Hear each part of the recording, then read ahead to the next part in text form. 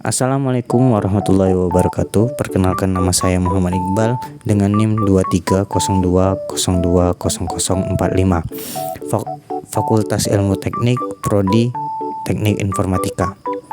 Di sini saya akan menjelaskan yaitu optimasi kinerja sebuah komputer pada sistem IoT. Di sini saya memiliki studi kasus di mana yaitu sebuah perusahaan ingin mengembangkan sistem IoT untuk memantau kualitas udara di kota besar. Sistem ini akan menggunakan sensor yang akan mengirimkan data secara real time ke pusat pengolahan data. Tantangan utama mereka yang pertama yaitu pemrosesan data dalam jumlah besar secara real time. Yang kedua, konsumsi daya rendah karena sistem akan ditempatkan di lokasi terpencil.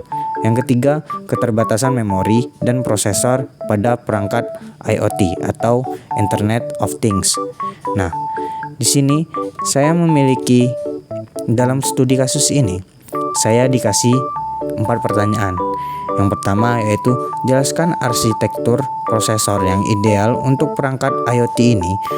Apakah lebih baik menggunakan arsitektur von Neumann atau Harvard? Berikan alasan. Yang kedua, bagaimana Anda akan mengoptimalkan konsumsi daya perangkat ini pada tingkat arsitektur perangkat keras? Yang ketiga, peran apa yang dimainkan cache memory dalam meningkatkan performa sistem IoT ini? Yang keempat, rancang metode kompresi data yang efisien untuk mengurangi kebutuhan memori dan bandwidth pada sistem ini.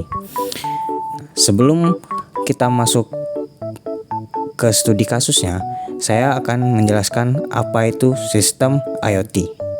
Nah, sistem IoT atau sistem Internet of Things adalah sistem jaringan perangkat fisik, sensor, software, dan teknologi lain yang saling terhubung untuk mengumpulkan dan berbagi data melalui internet. Sistem ini memungkinkan perangkat untuk berkomunikasi satu sama lain tanpa interaksi manusia secara langsung, biasanya untuk memantau, mengontrol, atau mengotomatisasi berbagai aktivitas. Nah, balik lagi ke studi kasus.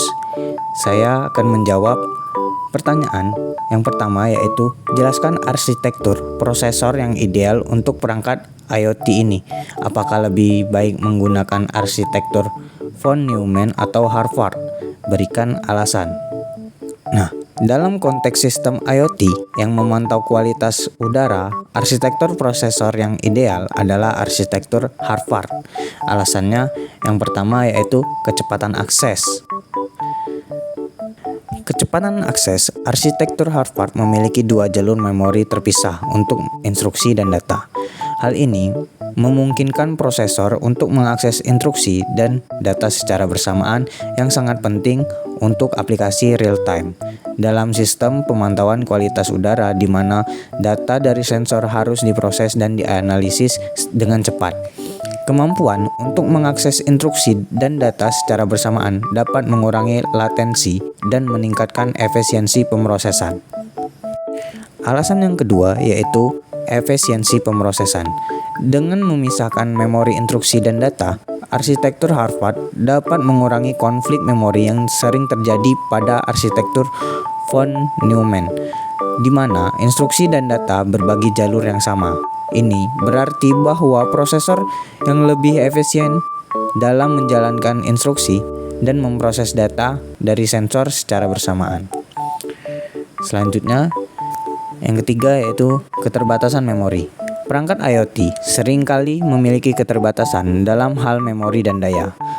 Arsitektur Harvard dapat dioptimalkan untuk kebutuhan spesifikasi aplikasi, memungkinkan penggunaan memori yang lebih efisien.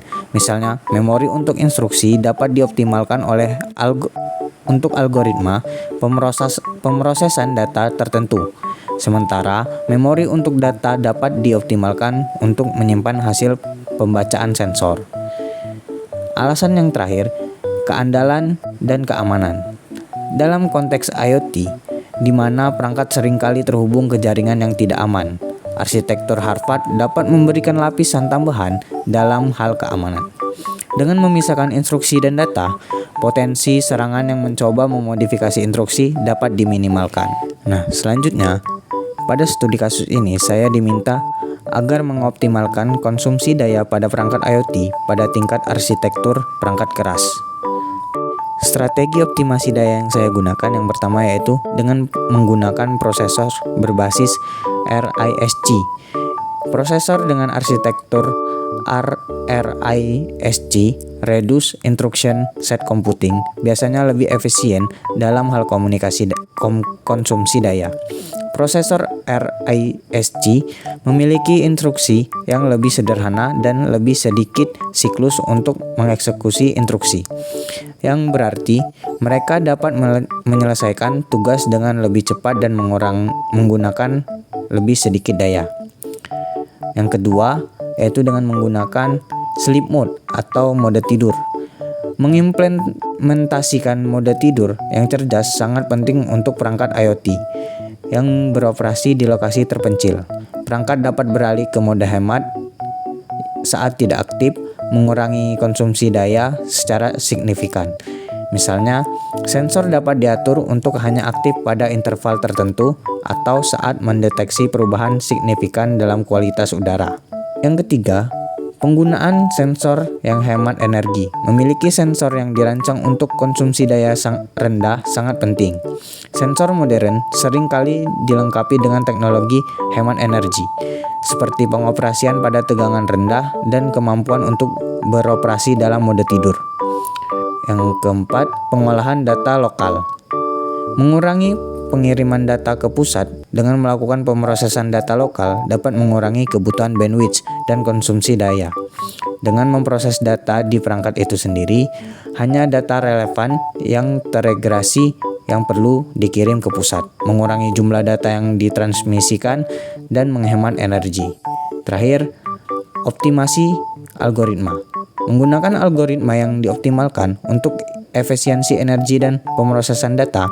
Misalnya, algoritma pembelajaran mesin yang dirancang untuk bekerja dengan data yang terbatas dan meminimalkan penggunaan sumber daya. Selanjutnya, pertanyaan yang ketiga. Peran apa yang dimainkan cache memory dalam meningkatkan performa sistem IoT ini? Di sini, peran cache memory dalam meningkatkan performa sistem IoT yang pertama yaitu mengurangkan latensi. Cache memory yang berfungsi sebagai penyimpanan sementara untuk data dan instruksi yang sering diakses. Dengan menyimpan data yang sering digunakan di cache, perangkat dapat mengurangi waktu akses ke memori utama. Dalam aplikasi real-time seperti pemantauan kualitas udara, di mana kecepatan pemrosesan sangat penting. Pengurangan latensi ini dapat meningkatkan responsivitas sistem. Yang kedua, peningkatan throughput. Dengan mengurangi waktu yang dihabiskan untuk mengakses memori utama, cache memory dapat meningkatkan throughput sistem. Ini memungkinkan lebih banyak data untuk diproses dalam waktu yang lebih singkat, yang sangat penting ketika menangani data dari banyak sensor secara bersamaan. Yang ketiga, efisiensi energi. Mengakses cache memory biasanya memerlukan lebih sedikit daya dibandingkan mengakses memori utama. Dengan memanfaatkan cache, perangkat dapat mengurangi konsumsi daya secara keseluruhan, yang sangat penting untuk perangkat IoT yang beroperasi di lokasi terpencil dengan sumber daya terbatas. Selain itu, penggunaan cache dapat mengurangi frekuensi akses ke memori utama yang seringkali lebih lambat dan lebih boros energi. Yang keempat, pengolahan data dinamis. Cache memory juga dapat membantu dalam pengelolaan data dinamis yang dihasilkan oleh sensor dengan menyimpan data terbaru dan relevan di cache. Sistem dapat dengan cepat mengakses informasi yang diperlukan untuk analisis dan pengambilan keputusan tanpa harus menunggu akses ke memori utama. Pertanyaan keempat pada studi kasus ini yaitu rancang metode kompresi data yang efisien untuk mengurangi kebutuhan memori dan bandwidth pada sistem ini. Di Di sini, rancangan metode kompresi yang saya gunakan yang pertama yaitu kompresi lossless. Menggunakan algoritma kompresi lossless seperti LZ77 atau Huffman coding untuk memastikan bahwa data yang dikirimkan tetap akurat dan tidak kehilangan informasi penting. Ini sangat penting dalam konteks pemantauan kualitas udara di mana setiap data pembacaan sensor dapat memiliki implikasi yang signifikan. Yang kedua yaitu metode kompresi berdasarkan pola. Menetapkan teknik kompresi yang memanfaatkan pola dalam data sensor. Misalnya, jika data menunjukkan pola tertentu seperti fluktuasi yang konsisten dalam kualitas udara, sistem dapat mengurangi redundansi dengan hanya mengirimkan perubahan signifikan dalam data. Misalnya, hanya mengirimkan data jika ada perubahan lebih di ambang tertentu. Yang ketiga, menggunakan metode penggunaan format data ringkas.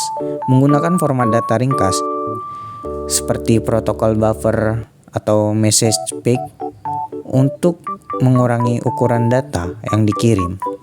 Format ini dirancang untuk efisiensi dalam penyimpanan dan transmisi sehingga dapat mengurangi bandwidth yang diperlukan untuk mengirimkan data. Yang keempat yaitu dengan menggunakan pengolahan data sebelum pengiriman. Melakukan pengolahan data di perangkat IoT untuk mengurangi jumlah data yang perlu dikirim, misalnya menghitung rata-rata atau agregasi data dari beberapa pembacaan sensor sebelum mengirimkan hasilnya. Ini tidak hanya mengurangi jumlah data yang dikirim, tetapi juga mengurangi jumlah kebutuhan bandwidth dan konsumsi daya. Yang terakhir yaitu metode kompresi adaptif. Mengimplementasikan metode kompresi adaptif yang dapat menyesuaikan tingkat kompresi berdasarkan kondisi jaringan dan kebutuhan aplikasi. Misalnya, jika jaringan sedang sibuk, sistem dapat meningkatkan tingkat kompresi untuk mengurangi ukuran data yang dikirimkan. Nah, dengan menerapkan strategi-strategi yang saya jelaskan tadi, sistem IoT untuk pemantauan kualitas udara dapat beroperasi dengan lebih efisien, baik dari segi kinerja maupun konsumsi daya, serta memastikan bahwa data yang dikumpulkan tetap akurat dan relevan.